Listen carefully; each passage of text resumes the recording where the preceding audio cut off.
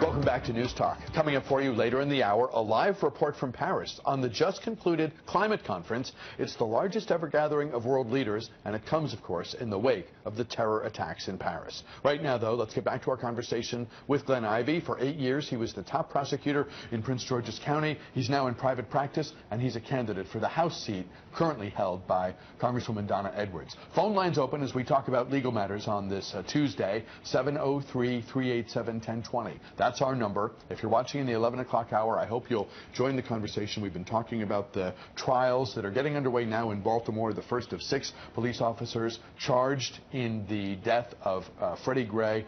The first of those 6 trials is now underway with the jury selection process, and it's going to take quite a long time for all of this to play itself out. If you have questions for Mr. Ivey, do join the conversations. I would love to get your calls into the mix.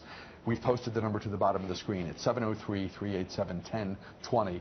Dial in now, please, and we'll go to the phones as your questions and comments come in.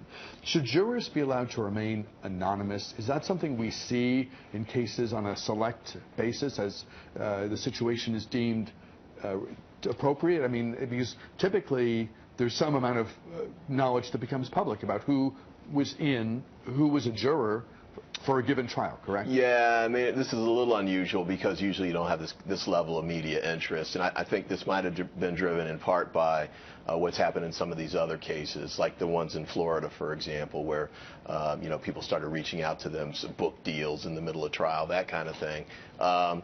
So I think the judge wanted to do this, but you really have to be careful. I think it's important for the media to have access to information about them so they can present it to the community, especially in a case like this, because I think who the jury is going to be. I mean, I think there are a lot of people listening who view the jury duty process with sort of conflicted and complicated emotions. Oh yeah. You know, it's a civic duty, it's a responsibility, et cetera, et cetera. But who wants to be plucked out of their I'm living my life, I just want to be left alone, and suddenly a number gets drawn and I'm in the middle of this trial and the people are calling me? Who wants that? Yeah, and I've heard, for example, I think it was in the Casey Anthony case in Florida where one of the jurors had to leave the state. She just had to move because she was being harassed so much. So I think that's the concern, and jury duty it's a duty, it's a demand, and it's not easy. But I think it's critical in these kinds of cases. You got to have a jury of the peers. I think you need to have a jury that's representative of the people of Baltimore and the demographics there to make sure that whatever that verdict is, there's a view that it's legitimate by the community. Is there any chance that over time we'll see a trend, and I'm no expert in this, but I can see where it would be something that folks would like, and once it gets started, then there's going to be an attempt to emulate it. Could we end up someday with an all-anonymous jury, and what would be the downside of that? I mean, every now and then, I remember back in the sort of the mafia days, for example, they used to take a lot of steps to protect jurors from in their identities, but that was from a personal safety standpoint for fear of retaliation from other mob figures or organized crime figures. In a scenario like this case or some of these others, the high-profile cases where you haven't had those kinds of threats, I think we've got First Amendment concerns to make sure that the media has access to the information that could be critical and the public should know. We'll go to the phones as your calls come in at 703-387-1020 as we continue to talk with former Prince George's County State's Attorney Glenn Ivey. He's a legal analyst for us, and he's a candidate for the congressional seat being vacated by Congresswoman Donna Edwards. She, of course, running for the Senate seat now held by the retiring United States Senator Barbara Mikulski. I want to shift gears and talk to you about the situation in Chicago, where it feels like, so we have police cruiser dash cam video of a teenager fleeing a cop who is shot in the back. And correct me if I'm wrong, this video was months before it became public. You understand that folks want to take prudent steps to not have civil unrest, but something like that is going to be tough to watch whenever it is viewed. Yeah. I don't know, does 6 months make a difference compared to 6 weeks? It is what it is, and no one's going to like it.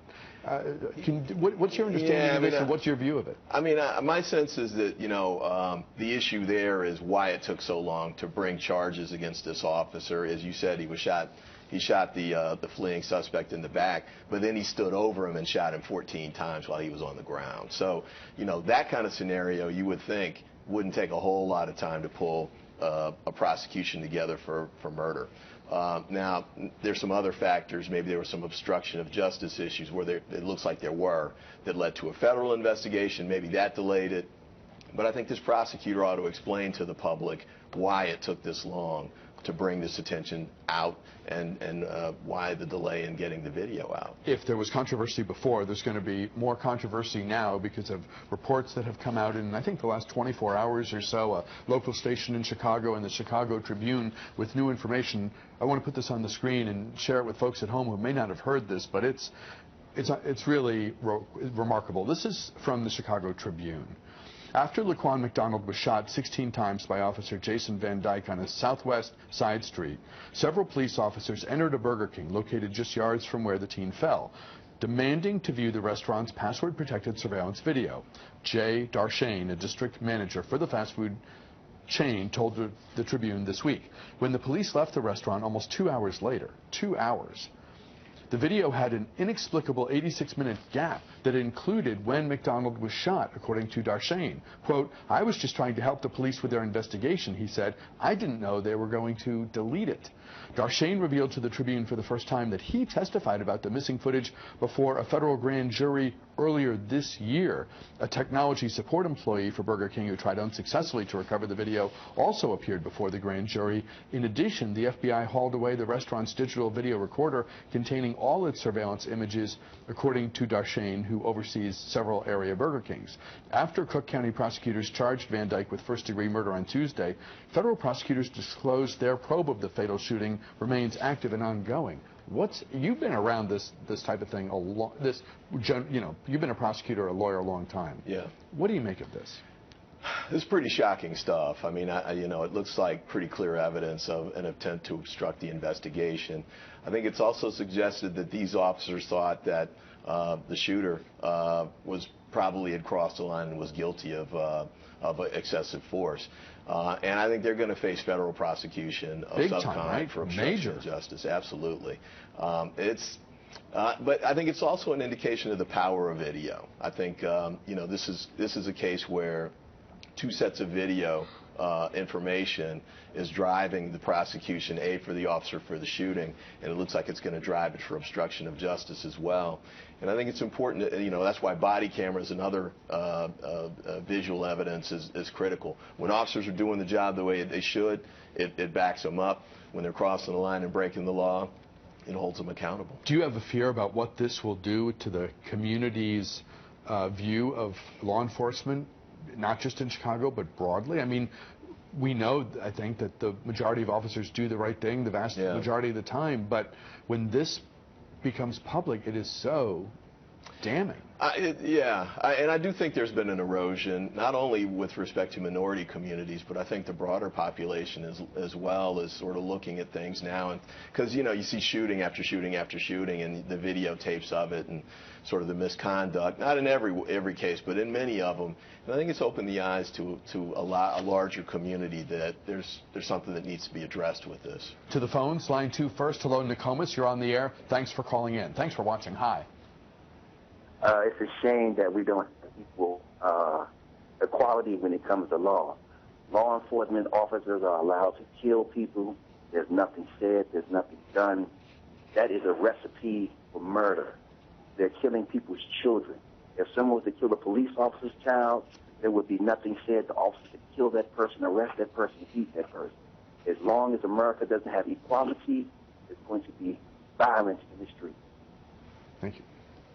Well, I didn't hear all of that, but I think I caught the gist of it, and I think that's right. I mean, the need to hold officers accountable, especially when they're using deadly force, is becoming clearer and clearer to the broader public.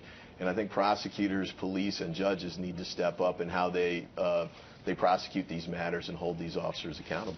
Given the day-to-day interaction of a local prosecutor's office with the local police department, how do you go after officers who've engaged in wrongdoing and put a trial before a jury with the best evidence you can assemble and still have that day-to-day relationship for the 99.9% of cases that involve the typical criminal?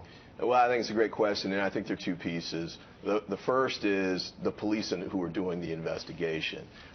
In Prince George's County, sometimes it was the internal affairs group, sometimes there were external police officers, but they have to put together a strong investigation in order for there to be a prosecution. Otherwise, you can't move forward. And what we found in Prince George's, then Chief High put some of his best detectives on the cases that we had, and we had fantastic evidence that we were able to use in prosecution. So, and then as a prosecutor, I think you have to be sure that you shield the line prosecutors away from any kind of political pressure. That includes from police or other stakeholders in the community, so they can just make the decision based on the law and the evidence and move it forward. There are also some proposals to have other departments or officers or prosecutors come in from outside and do it. The Department of Justice does that in some instances, and they can be tremendously effective. Before we wrap up, one last question about the Chicago situation. How would you characterize the delay in the public learning, as we do in the last 24 hours, about cops going into the Burger King and apparently erasing valuable, independent video evidence? I mean, not only is the thing egregious on itself, from all we can glean, but the delay. Why the delay? Who's hiding and why? And how, would you call this outrageous? I would like to hear from the prosecutor and you know, what is the explanation for that? I think the best case you could make would be that they were withholding the information while they were doing a grand jury investigation so they wouldn't tip off any targets. But short of that, this is something that should have come out earlier, for sure. With big-time federal involvement now, because you just can't. People have to be held accountable for this kind of misconduct, no question. Former Prince George's County State's Attorney Glenn Ivey, now an attorney in private practice, a candidate for the U.S. House. Thanks, as always, for being with us. Great having you here. We appreciate very much your expertise and your time. Thanks for having me. Talk to you again soon. We'll get you caught up on the hour's top stories in a moment, the forecast, too, and then the woman offering safe haven to teens who've been kicked out of the house.